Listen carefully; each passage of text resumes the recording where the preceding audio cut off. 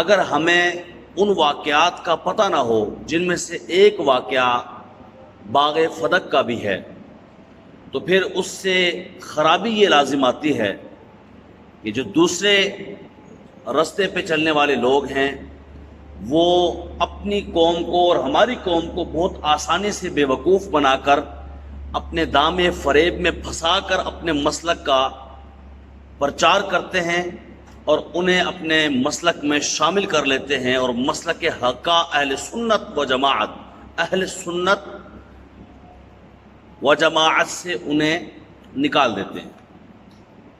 لہذا ضروری یہ ہے کہ باغ فدق کے حوالے سے چند چیزیں آپ کے میرے ذہن میں ہوں،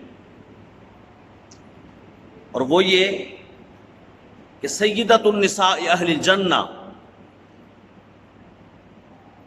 حضرت فاطمہ الزہرا طیبہ طاہرہ رضی اللہ تعالی عنہا حضرت سیدنا صدیق اکبر رضی اللہ تعالی عنہ کے پاس تشریف لے گئی، اور تصفیہ مابین سنی و شیعہ میں حضرت قطب عالم شیخ المشائخ حضرت پیر مہر علی شاہ صاحب رحمۃ اللہ تعالی علیہ نے اس کو ذکر کیا کہ حضرت فاطمہ الزہرا رضی اللہ تعالی عنہا تین چیزیں ابوبکر صدیق رضی اللہ تعالی عنہ کے سامنے رکھتی ہیں۔ وہ فرماتی ہیں کہ باغ فدق ہمارا ہے، اس کی وجہ یہ ہے کہ وراثت کے اعتبار سے، ہبہ کے اعتبار سے اور وصیت کے اعتبار سے، ان تین وجوہات کی بنا پر فدق ہمارا ہے، لہذا ہمیں دیا جائے۔ تو سیدنا صدیق اکبر رضی اللہ تعالی عنہ نے ہبہ اور وصیت پر فرمایا کہ آپ کوئی گواہ پیش کر دیجئے، اور اس پر ظاہر آپ کو پتہ ہے قرآن و سنت میں گواہ دو مرد ہوں یا ایک مرد اور دو عورتیں ہوں تو گواہی قبول ہوتی ہے۔ پیر مہر علی شاہ صاحب رحمۃ اللہ تعالی علیہ فرماتے ہیں کہ دو گواہ مرد یا ایک مرد اور دو عورتیں گواہ بھی اس موضوع پہ نہیں تھے، اور پھر آپ آگے چل کے فرماتے ہیں لہذا پتہ چلا کہ ابوبکر صدیق رضی اللہ تعالی عنہ پر جو شیعہ اعتراض کرتے ہیں تو ان کا یہ اعتراض کرنا جائز نہیں ہے، صدیق اکبر پر الزام عائد نہیں ہوتا، یہ جملہ لکھا ہے۔ باقی رہی وراثت کی بات، تو اس پر آپ نے حدیث بیان فرمائی، اور یہ بھی پیر مہر علی شاہ صاحب نے ذکر فرمایا کہ صدیق اکبر نے فرمایا یا فاطمہ الزہرا رضی اللہ تعالی عنہ، یا فاطمہ الزہرا رضی اللہ تعالی عنہ، آپ کے ابا جان نانائے حسین جان نے یہ ارشاد فرمایا نحن معاشر الانبیاء، کہ ہم جو نبی ہوتے ہیں نا، لا نرث ولا نورث، نہ ہمارا کوئی وارث ہوتا ہے، نہ ہم کسی دنیا کی دولت اور مال کے وارث ہوتے ہیں، یہ زمینوں کے اور دنیا کی دولت کے ہم وارث نہیں ہوتے، اور نہ ہی ہمارا کوئی وارث ہوتا ہے۔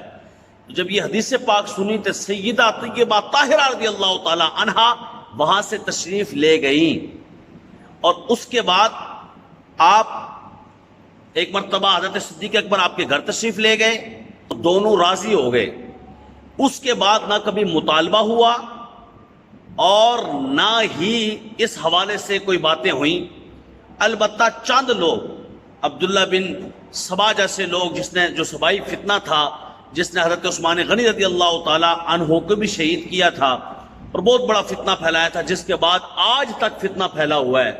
اللہ کریم ان فتنہ پردازوں سے ہمیں محفوظ فرمائے، اور جو حقائق ہے انہیں جاننے کی اور پہنچانے کی توفیق عطا فرمائے۔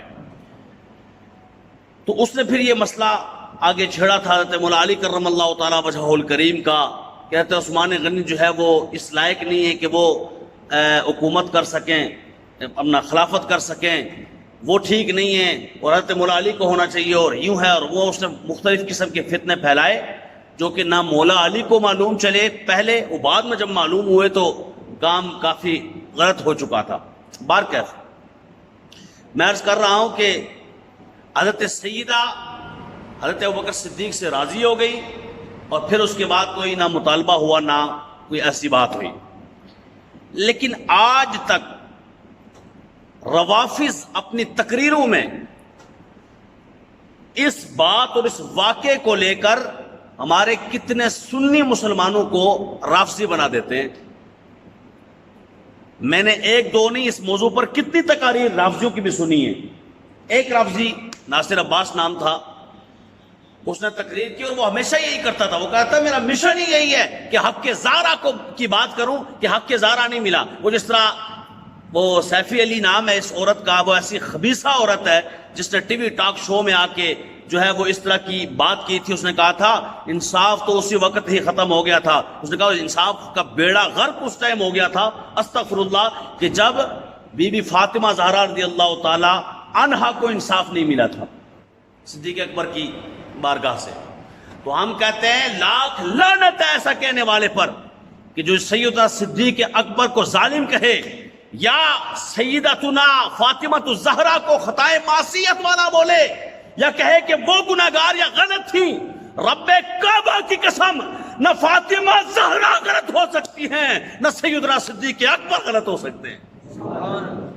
اس لیے یہ بات سمجھنے والی ہے, اس معاملے کو, اس مسئلے کو سمجھنا ہے کہ اس وقت کی بات یہ ہے کہ سیدنا پیر مولانا علی شاہ صاحب رحمۃ اللہ تعالی علیہ نے ایک بات کا جواب دیا. فرمائش کہ رافضی کہتا ہے کہ چونکہ وہ آیت تطہیر میں شامل ہے جس کی وجہ سے وہ کوئی خطا نہیں کر سکتی ہے, معصوم ہے, اس لیے ناجائز امر کا ارتکاب نہیں ہو سکتا.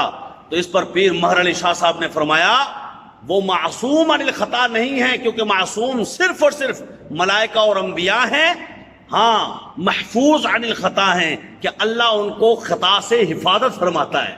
اور فرمایا کبھی ہو جائے تو اللہ تبارک و تعالی عفو و تطہیر فرما دیتا ہے. یہ آیت تطہیر کا معنی ہے کہ اللہ معافی بھی فرماتا ہے اور خطا پر ٹھہرنے نہیں دیتا. اور خطائے اجتہادی کی بات ہوئی, وہ جو فرما رہے ہیں نا امکان خطا, وہ خطائے اجتہادی ہے. یہ اس پہ ایک لمبی بحث ہے کہ خطا کسے کہتے ہیں. خطا کا معنی اردو میں آسان لفظوں میں یوں سمجھ لیجئے کہ ایک بندہ ارادہ کرتا ہے اچھی بات کا اور بعد میں پتہ چلتا ہے کہ ہو گیا ہے جس کا ارادہ نہیں تھا. یہ ہے خطائے اجتہادی. اس پر حضور نبی دو عالم صلی اللہ علیہ وسلم کی بخاری شریف کی حدیث پاک ہے, فرمایا اذا حکم فاجتہد اذا اخطأ فلہ اجر. فرمایا جب مجتہد اجتہاد کرتا ہے اور اس کا اجتہاد میں خطا آ جائے, فرمایا اللہ اس کو بھی اجر عطا فرماتے ہیں. اس خطا اجتہادی پر اجر ہے. خطا اجتہادی گناہ نہیں, جرم نہیں, ظلم نہیں, اس پر اجر ہے. تو بات عرض کرنے کا مقصد یہ ہے کہ نہ فاطمہ الزہرا رضی اللہ تعالی عنہا خطائے معصیت کی ان کی طرف نسبت کی جا سکتی ہے کہ وہ خطائے معصیت پر تھی, استغفر اللہ العظیم, اور نہ ہی ان کو یہ کہا جا سکتا ہے کہ وہ گناہ پر تھی, ذنب پر تھی یا اس طرح کی بات. نہ فاطمہ الزہرا نعوذ باللہ غلط تھی اور نہ ہی حضرت سیدنا صدیق اکبر غلط تھے. 100 حکمتیں پنہا تھی, 100 حکمتیں. اور حضرت آقا کریم صلی اللہ علیہ وسلم کی وہ حدیث پاک جو حضرت صدیق اکبر نے سنائی, ٹھیک ہے, اس کے اوپر پیر مہر علی شاہ صاحب رحمۃ اللہ تعالی علیہ نے ذکر فرمایا اپنی کتاب میں. فرمایا دیکھو صدیق اکبر کے لیے وہ باغ فدق دینا جائز ہی نہیں تھا جناب سیدہ کائنات کو, جائز نہیں تھا.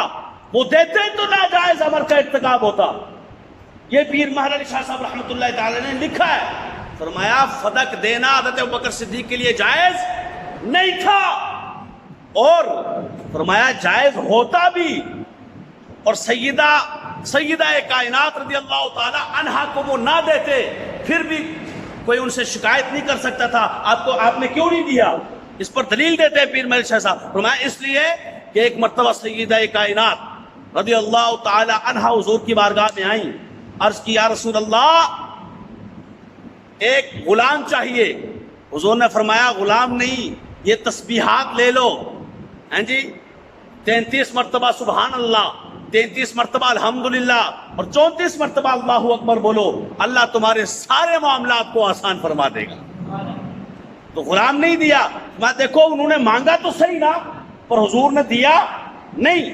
فرمایا سیدنا پیر مہر علی شاہ صاحب نے اسی طرح صدیق اکبر نہ دیتے، جائز ہوتا اور پھر بھی نہ دیتے تو فرمایا حرف شکایت کوئی نہیں کر سکتا تھا، اس لیے کہ وہ مصطفیٰ کا خلیفہ ہے، اس لیے کہ وہ حضور کا خلیفہ ہے. تو اب آپ کو بات سمجھ آ گئی کہ فدق کے معاملات میں جتنے چور چوری کرتے ہیں، جتنے ڈاکو ڈاکہ ڈالتے ہیں، اور جتنے حرام زادے حرام خوری کرتے ہیں، جن رافضیوں کی میں بات کر رہا ہوں، ان کے کان کھول کے ہم ان کے ذہنوں تک یہ بات پہنچانا چاہتے ہیں.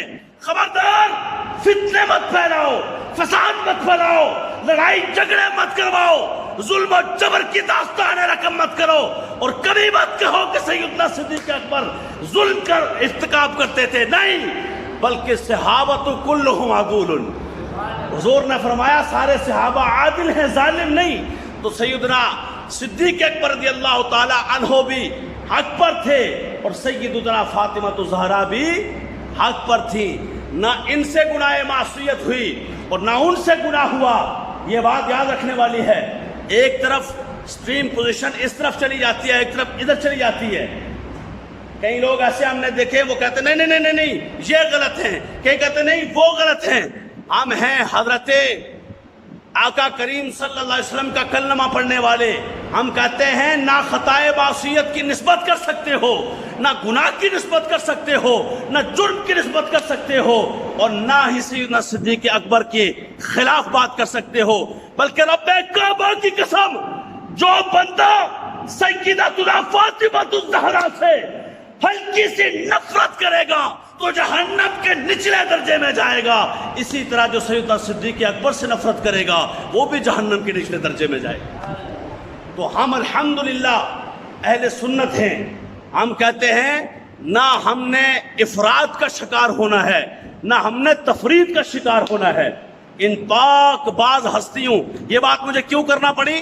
میں نے ایک رافضی کی کل تقریر سنی، مجھے کسی نے بھیجی، مجھے انتہائی دکھ ہوا کہ یار یہ کیا کر رہا ہے، یہ کیا کر رہا ہے. اس نے کہا حضرت صدیق اکبر ظالم تھے، وہ معصوم عن الخطا پہ بحث کر رہا تھا، اور کہتا ہے سیدہ چونکہ معصوم تھی اور ان کی بات نہ مان کر صدیق اکبر نے ظلم کیا. میں کہتا ہوں تو یہ بات کہہ کے ظلم کرتا ہے، امت کو لڑانے کی بات کرتا ہے. ہم کہتے ہیں لڑاؤ نہیں.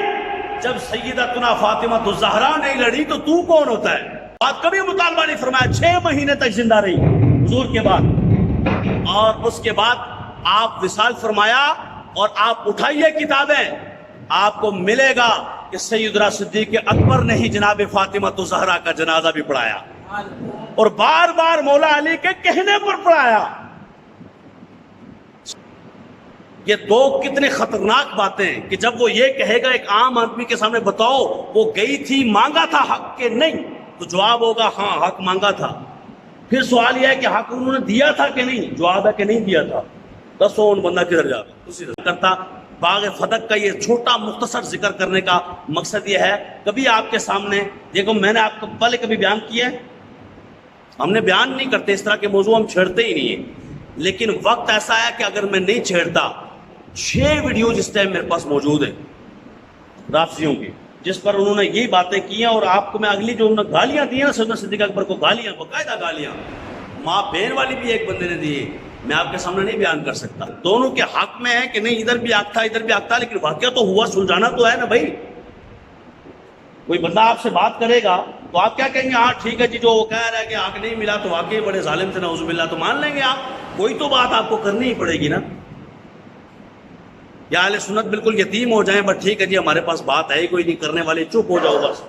نہیں، بات کوئی سمجھانے کے لیے کرنی پڑے گی، اور وہ ایسے ہی کرنی پڑے گی جیسے میں نے آپ کے سامنے عرض کی، تاکہ آپ کے سامنے وہ واقعہ ہونا چاہیے کہ واقعہ اصل میں تھا کیا، بنا کیا دیا گیا.